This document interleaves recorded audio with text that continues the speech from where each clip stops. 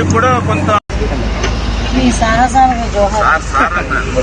అది ఓకే, మీ సాహసానికి జోహార్ అండి. రాత్రి అంతా మేడం గారు నిద్రపోలేదండి. అదే మీకు వండుతానని తెలుసు కానీ మరీ అది లెక్కలు మనకంటే కొంచెం అడ్వాన్స్ ఉంటారు కదా, కొంచెం డెప్త్కి వెళ్తారు. మనం ఒకటే ఎక్కడికి వెళ్తే ఇంకా అందరూ దీంట్లోకి వస్తుంది. ఇది కృష్ణాకు పోతుంది. ఈ వాటర్ విజయవాడకు వస్తుందండి.